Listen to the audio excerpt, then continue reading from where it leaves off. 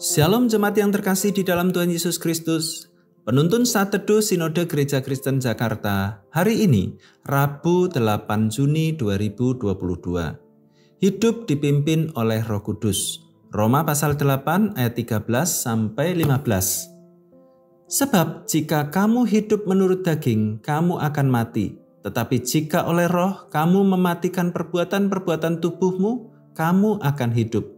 Semua orang yang dipimpin Roh Allah adalah anak Allah, sebab kamu tidak menerima roh perbudakan yang membuat kamu menjadi takut lagi, tetapi kamu telah menerima Roh yang menjadikan kamu anak Allah.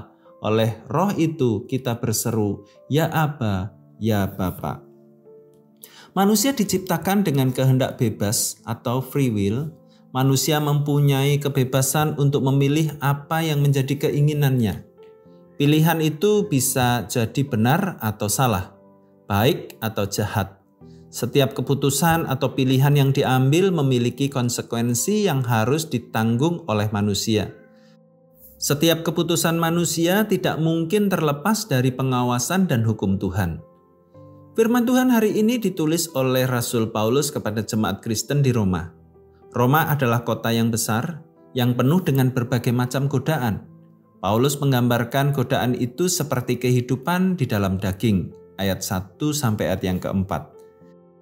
Daging adalah gambaran manusia yang terikat pada kefanaan dunia. Jika kehidupan yang terikat pada dunia itu dibiarkan dan tidak dikoreksi, maka akan membawa manusia dikuasai oleh dosa. Hidupnya berpusat pada diri sendiri yang sibuk memuaskan hawa nafsunya. Ia tidak mau tunduk pada perintah Allah. Akibatnya mereka harus binasa atau mati kekal, ayat yang ke-6. Gereja memang hidup di tengah dunia yang sedemikian jahat, namun kehidupan gereja haruslah berbeda. Kehidupan gereja harus dipimpin oleh Roh Kudus. Hidup dipimpin oleh Roh Kudus berarti menghidupi kebenaran firman-Nya. Sebagai anak-anak Allah, kita bersedia untuk membaca kebenaran firman Tuhan dan melakukannya dalam hidup setiap hari. Ingatlah, Kristus telah mati untuk menebus dosa kita. Dia memberikan hidup kekal bagi kita.